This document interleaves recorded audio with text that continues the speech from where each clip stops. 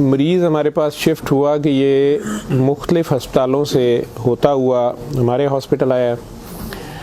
बिल्कुल सूख के वो कांटा हुआ था, 55-60 साल का वो आदमी था, बहुत ही पतला दुबला, और हमारी ज़ुबान में यूजुअली हम कहते हैं बोन एंड स्किन, पानी की शदीद कमी और बुरा हाल।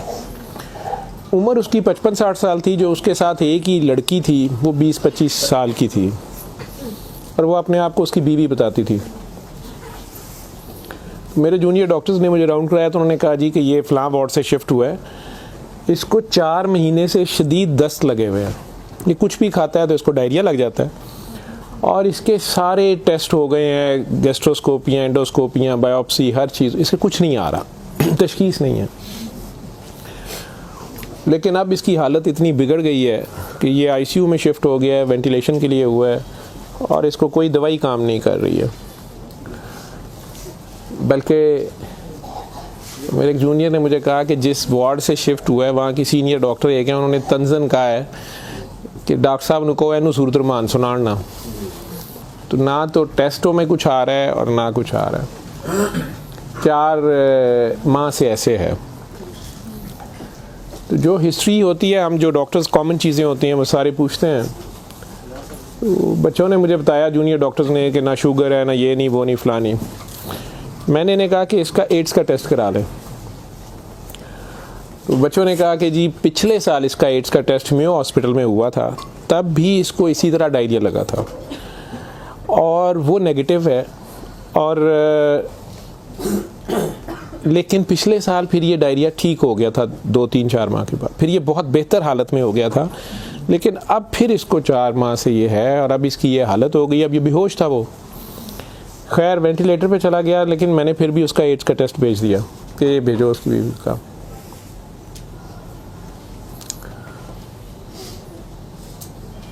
सूरा रहमान हमारे आईसीयू में वैसे ही लगती है, सुबह दोपहर शाम, कई बार मिस हो जाए, दिन में कम से कम एक बार ज़रूर लग जाती है। कोई ना कोई डॉक्टर नर्स ड्यूटी अपनी समझ के इसको लगा देते हैं। वो भी लग रही थी, सारे पेशेंट्स थे। जहाँ तक जितनी मेरी याददाश्त साथ देती है कि तीसरा दिन था तो मेरी जूनियर डॉक्टर का मुझे फ़ोन आया, बड़ा पैनिकी। उसने कहा कि सर ये पेशेंट जो है इसकी हालत तो ख़राब ही है, वैसे ही है, बेहतर नहीं हो रहा ये वाला पेशेंट, इस पर अचानक एक चेंज आई है कि ये सूरा रहमान जब भी लगती है, मैंने नोट किया है, लेकिन नर्सेज सुबह से बता रहे थे, लेकिन मैंने ये नोट किया अब कि जब भी लगती है इसके नाक और मुंह से वैसे उसके पाइप डाला हुआ था, फेफड़े, हम सांस उसको मशीन, सांस वाली मशीन से जो है ना वो उसके लिए पाइप डाला हुआ था, नाक में भी एक नाली थी मैदे के लिए, बेहोश था। उसने कहा जी इसके नाक में से सुंडियां उबलना शुरू हो जाती हैं बाहर को, और नर्सेज इसके ऊपर ड्यूटी करने से तंग हो रहे हैं। तो अब शक्कर एक मशीन होती है जिससे हम मरीज़ के अंदर से एक बलगम निकालते हैं जो नेगेटिव प्रेशर से उसे सक करती है। तो सर इसको हम सक करते हैं, लेकिन ये नहीं समझ आ रही कि ये कहाँ से आ रहे हैं। मैंने कहा इसके मैदे से खींच के देखें, उन्होंने कहा जी उधर से नहीं आ रहे। मैं कि इनकी सांस वाली नाली से आ रहे हैं, कि जी उसमें से भी नहीं आ रहे। लेकिन जब सूरा रहमान बंद करते हैं ये ख़त्म हो जाते हैं, ये बाहर नज़र नहीं आते। यहाँ हमारी हड्डियों में खाली जगह होती है, उन्हें हम साइनस बोलते हैं डॉक्टर्स। तो मैंने कहा यार फिर इसके ये साइनस से आ रहे हैं, और मेडिकली हम इसे मैगट्स इन्हें कहते हैं हम। शुगर का मरीज़ बेचारा आखिरी स्टेज पे, कई बार उसके ज़ख़म बहुत ख़राब हो जाए तो उसमें कीड़े कई बार पड़ जाते हैं इस तरह। लेकिन ये चीज़ मैंने नहीं सुनी थी, और ना ही उसकी कोई, ना वो शुगर का मरीज़ था ना कुछ और था। मैंने डॉक्टर साहब से कहा कि आप जो है ना इसका ये तो अब एंटीबायोटिक्स जा रही हैं, सारा कुछ जा रहा है, वैसे इसके एड्स के टेस्ट का पता करें वो कब तक आएगा। तो मुझे लग रहा है कि इसकी क़ुव्वत मुदाफ़ियत कोई नहीं है, और ये कीड़े इस तरह पड़ गए।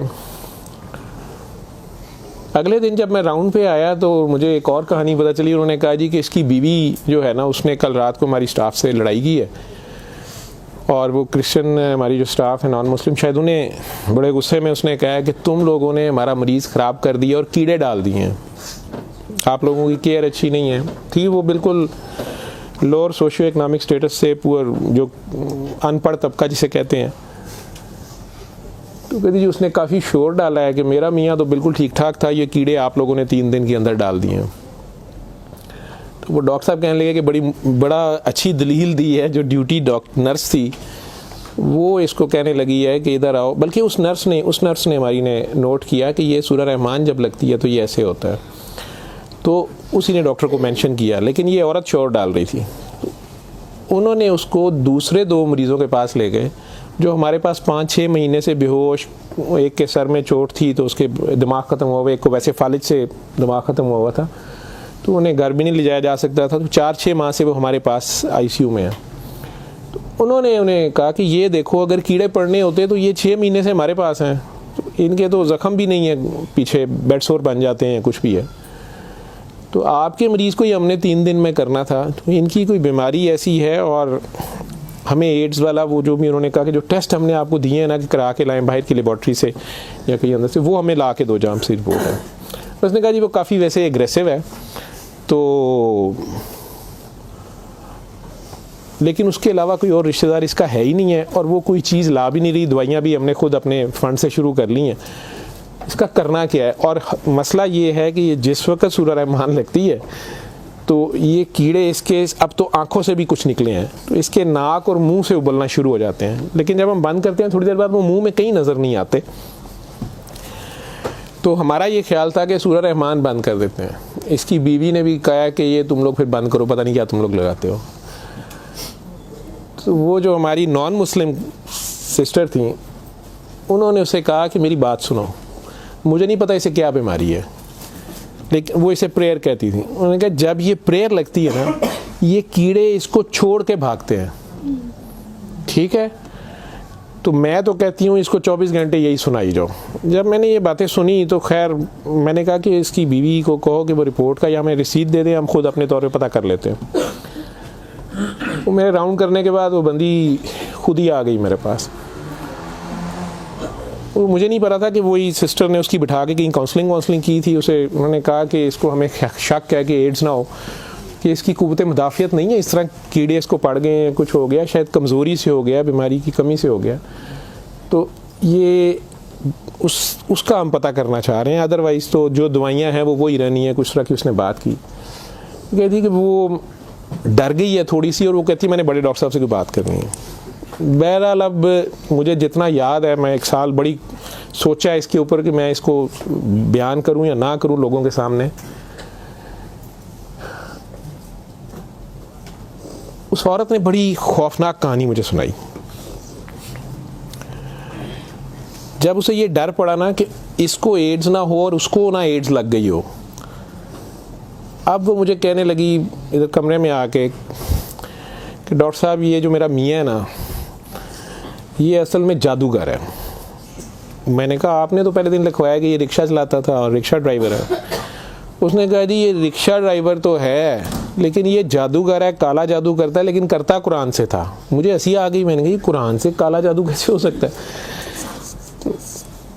बहरहाल टू कट इट शॉर्ट, उस औरत की हमारे वो डॉक्टर्स ने मुझे, चूँकि वो वीडियो मेरे पास वो सिर्फ पड़ी है जिसमें वो कीड़े प्लेट में हमारी, उसे हम डिश कहते हैं, उसमें वो निकाल के वो डाल रहे थे, तो मुझे उन्होंने भेजे कि इसका करना ये क्या है।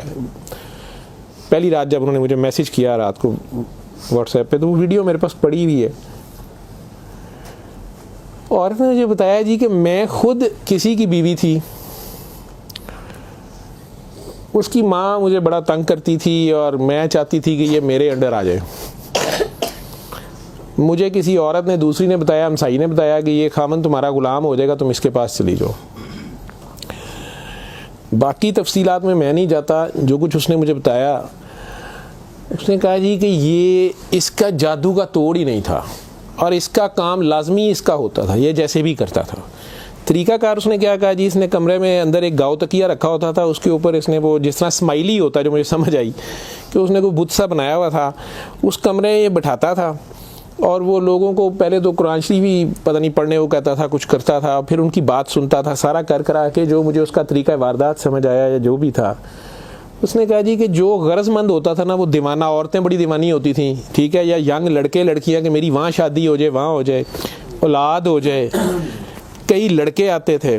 तो जो उसने सबसे गंदी बात मुझे बताई, बड़ी फजूल जो उसकी हरकत थी या जो भी, वो इस्लाम तो हो ही नहीं सकता। उसने कहा जी ये उन औरतों को, और अपने बारे में उसने कहा कि मैंने भी ये गलती की, मेरे से भी ये गुनाह हुआ, लेकिन मुझे गुनाह सवाब का इतना नहीं पता था। तो ये पहले वो तकिए को सजदा कराता था, खुद उसके पीछे खड़ा हो जाता था। फिर वो कहता था कि ये असल में तुम लोगों पे काला जादू हुआ है, इसको तोड़ने के लिए पता नहीं नूरी बड़ा ज़रूरी है, ठीक है। फिर वो हमें कहता था कि वज़ू करके आओ, ठीक है। वज़ू करके आते थे, वो पता नहीं कौन सी सूरत पड़ा, वो कई सूरतें मिक्स करता था। ये सब करते कराते 1-2 सेशनों के बाद कुछ नहीं लेता था। फिर जो ज़्यादा लोग अपने काम के पीछे दीवाने होते थे, उनको वो बताता था कि इसमें बड़े पैसे भी लगेंगे, ये जान पे खेलना पड़ना है, पता नहीं क्या करना, और तुम्हें भी मेरे साथ करना पड़ेगा, इसमें बड़ा कुछ जो है ना रिस्क है, लेकिन काम तुम्हारा हो जाएगा। वो जो भी उसकी कहानियाँ थीं, जो उसको बाद में किसी और वजह से पता चली, जो मुझे वो बता रही थी कि जी ये औरतों के साथ भी और यंग लड़कों के साथ या मर्दों के साथ भी गलत काम करता था। फिर उन्हें अपना गंद खाने पे मजबूर करता था। फिर उन्हें पता नहीं कौन से कोई आयत बनाई हुई थी या कोई नाम था, पता नहीं क्या, कि अरबी के जी ये पढ़ के ना तुमने ये मिक्सचर जो है ना, ये हंडिया पकाते हुए थोड़ा सा बीच में गंद डाल देना है और अपने खामन को खिला देना है, या उस लड़की को खिला देना है, या उसको खिला देना है। तो मैं अपने खामन के साथ ये सारा कुछ किया मैंने। अब मुझे बताएं कि जब वो उस बंदे के साथ ही सो गई तो उसके खामन तो वो रहा ही नहीं है ना, तो ना वो मुसलमान रही है, ना वो ये हरकतें सारी। अब उसके बाद बकौल इन खातून के, इस लड़की के, कि जी वो खामन जो मेरा था उसमें तो तब्दीली नहीं आई, उसने मुझे फुल मारना शुरू कर दिया, और मुझे मेरे तड़प इसकी तरफ भागती थी कि मैं इसके पास आऊँ। तो फिर मैंने इसके पास वैसे आना शुरू कर दिया कि मैंने तुम्हारे साथ शादी करनी है, मैंने उधर से तलाक लेनी है, मैंने ये करना है, वो करना है। तो मैं उन्हें बताए बगैर इसके पास आ गई। इसके साथ मैं 6 माह रही। इसने कहा कि फिर ऐसे ही रहना पड़ेगा, और इस सारे काम में मैं शामिल हुई। तो इसने वैसे मुझे कहा कि निकाह हो गया है हमारा, कुरान शरीफ पे इसने निकाह किया। उसने कहा हम दोनों की रजामंदी निकाह है, वो पीछे से तलाक लेके नहीं आई, ठीक है। उसके बाद इसको ये डायरिया लग गया। डायरिया लगने के बाद ये कहती है कि जी मेयो अस्पताल में जब हम थे 4 महीने हमें हो गए, और बुरा हाल था इसका पिछले साल। तो ये एक दिन मुझे कहने लगा कि मैं कहता हूँ कि मैं अल्लाह से तौबा कर लूँ, अल्लाह मेरी जान बख्शी कर दे, तो मैं तौबा करूँ और मैं ना अब रिक्शा ही चला के उसमें जितनी रोटी रोज़ी होगी तू मेरे साथ गुजारा कर लेगी, और तू भी वापस चली जा अपने खामन के पास, ठीक है। और उधर से जाके तलाक ले ना ले, और ये निकाह नहीं है, और जो भी उसने कहा कि जी हमने तौबा कर ली बकौल उसके, जो उसकी समझ थी। ये कहती है जी मैं वापस गई, मेरे खामन ने फिर मुझे मारा। उसने कहा मैं तुम्हें तलाक दे चुका हूँ, तुम मेरी तरफ से फारिग हो, तुम कहाँ से आई हो, ये आई हो, इतनी देर बाद आई हो, जो भी आई हो। खैर मैं फिर वापस इसके पास आई। तो ये कहती है कि जी वो मैं कोई 48 घंटे बाद, शायद 2 दिन बाद वापस आई है। देखो मैं अस्पताल थी, डॉक्टर बड़े हैरान सन, ये पेट से ठीक हो गया सी, यदि टट्टियाँ रुक गई सन।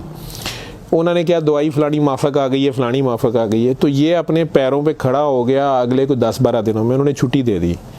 फिर ये मुझे मस्जिद एक में लेके गया, वहाँ हमने निकाह किया, ठीक है।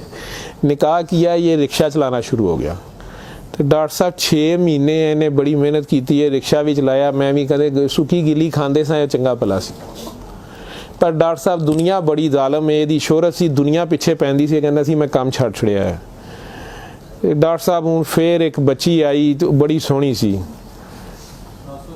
वो बड़ी रोंदी सी, ਉਹਦਾ पता नहीं की मसला सी। डॉक्टर साहब ने ਉਹਦੇ ਨਾਲ फिर वही काम शुरू कर लिया। इन्हें फिर वही काम शुरू किया है। मैं ਇਹਨੂੰ पहले कहती रही हाँ, लेकिन डॉक्टर साहब ਇਹਦੇ 'ਚ पैसे बड़े आते सन। ਉਹਦੇ बाद हूँ 4 महीने तो ये इसकी ये हालत है, और अब ये बेहोश है। अब मैं अल्लाह से तौबा करना चाहती हूँ, अल्लाह मुझे माफ़ कर दे, मुझे तो समझ नहीं थी, तो मुझे माफ़ी ले दें, और इसका अब क्या बनेगा और क्या नहीं बनेगा। मैंने ये काफ़ी बीच में से सेंसर करके आप लोगों को सारी बात सुनाई है। और मुझे कहती है जो कीड़े इसके अंदर से निकलते हैं ये क्यों आ रहे हैं, ये कहाँ से आ रहे हैं। मैं कि बीबी ये, मैंने उसे साइनसेस वगैरह समझाया। मैं कि ये इसके बहुत ज़्यादा खून की कमी है, इसके अंदर जरासीम पड़ गए हैं, जो भी। मैं डॉक्टरी तो मैं उसे और क्या मैं उसे कहता।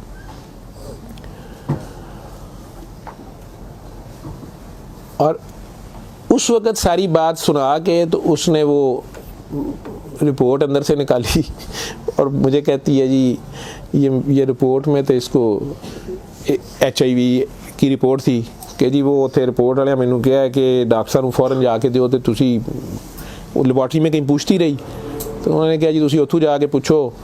ਤੇ मैं दसिया मेरे खावन दी है, मैनू दसो, उन्हें कहा तुसीं अपनी भी कराओ।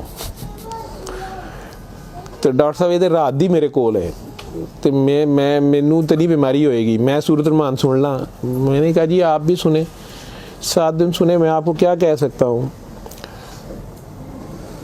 एक दिन वो और जिंदा रहा, बंदा मर गया, आखिर तक उसके कीड़े वो आते रहे उसी तरह। जब भी वो सूरह रहमान लगती थी वो ऐसे होता था जैसे उबलते थे बाहर को, नाक से उसके, मतलब वो 1-2 नहीं होते थे कि जिन्हें आप पकड़ के साइड पे कर दें।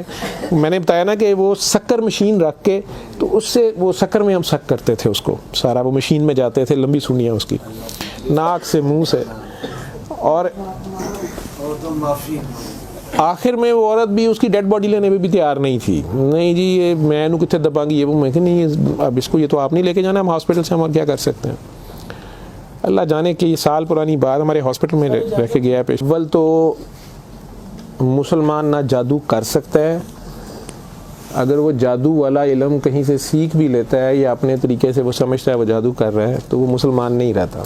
एक चीज़, कुरान को ही लोग मिसयूज़ करते हैं, नापाक हालत में गलत तरीके से बड़ा कुछ करते हैं, और कई बार हम नासमझी में भी अपना खसारा बढ़ाते हैं, हमें समझ नहीं होती और हम कुछ चीज़ें करते हैं। कुरान खुद कह रहा है कि इससे मोमिन के लिए शिफा और रहमत है, और जालिम इसी में से अपने लिए खसारा बढ़ाते हैं।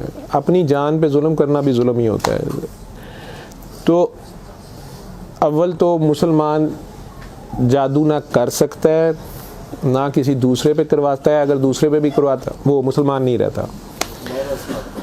जब आप जादू के चक्कर में पड़ेंगे, ये खुद शिरक है, आप अल्लाह बनने की कोशिश कर रहे हैं ना, आप अपनी मर्ज़ी के रिज़ल्ट्स लेने की कोशिश कर रहे हैं, ठीक है, माफुकुल फितरत तरीके से, और फिर उससे ज़्यादा बड़ी बदबख्ती कि अल्लाह के कलाम को मिसयूज़ करके, वो सारा करके, तो वो मुसलमान नहीं रहता। मैंने उस दिन भी बताया था, वो बच्ची अमेरिका से जो फ़ोन कर रही थी आप लोगों के सामने ही, यहाँ मैंने उसे कलमा शहादत पढ़ाया था, तो उसे दोबारा कलमा पढ़वाया था, क्योंकि उसको पता नहीं था। यहाँ वो आई तो वो उससे यही काम किसी और ने करवाया, वो मुसलमान रह ही नहीं गई हुई थी, और खामन से लड़ाई उसकी चल रही थी, उनका आपस में फसाद हो जाता था, ठीक ठाक प्रॉब्लम में थे।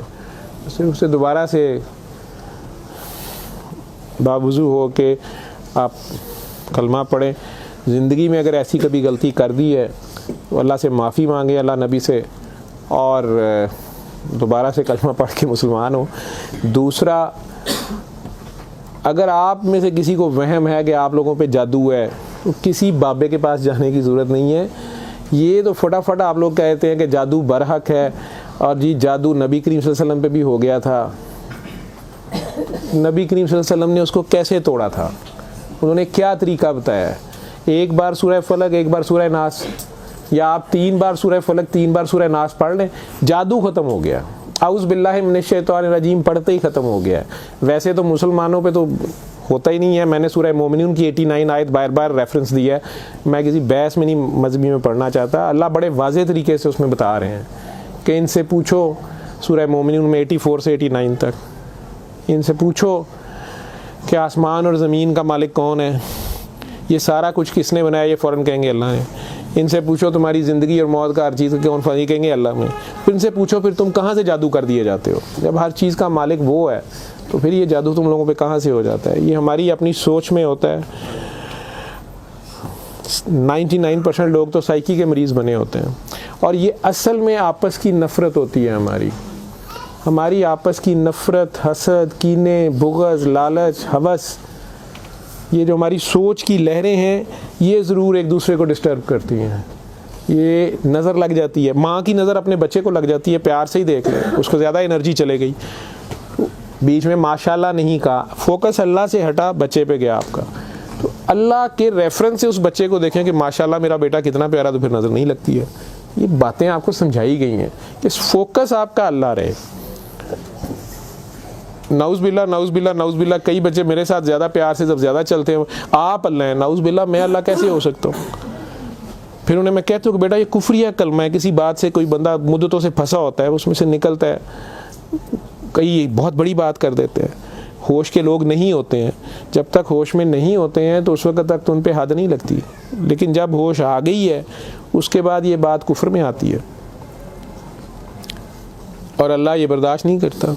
आप नासमझी में भी कर रहे हो, बच्चा नासमझी में भी उल्टी सीधी हरकतें कर रहा हो तो माँ तो कान पकड़ लेती है, उसने भी उसे सिखाना तो होता है, उसे साबित तो कराएगा, पहचान तो करा के छोड़ेगा अल्लाह कौन है, अल्लाह कहाँ है। ठीक है, आयतुल कुर्सी का मतलब है कुर्सी की निशानी, कुर्सी का इशारा। ठीक, जब आप खौफ की हालत में हैं तो वो पढ़ लें, या आपको लगता है कि हमें कोई मसला ना हो तो पढ़ लें। तो उसका मतलब ये नहीं है कि वो आयतुल कुर्सी के लफ्ज़ या आयतुल कुर्सी के वो आपकी हिफाजत करते हैं। उसका मतलब क्या है, अरब्स को तो पता चलता था पढ़ते हुए कि वो क्या कह रहे हैं। तो वो सारी अल्लाह की हम्द और अल्लाह की शानें बयान हो रही हैं। तो कुर्सी की बात तो हो रही है कि कुर्सी ज़मीनों आसमान पे हर तरफ वो है, तो असल में तो कुर्सी वाले की बात हो रही है। तो जो कुछ करना है कुर्सी वाले ने करना है। तो अगर कुर्सी वाले से आपका ध्यान हट गया, ठीक है, तो आप कुर्सी की पूजा शुरू हो गए, तब भी फंस गए आप।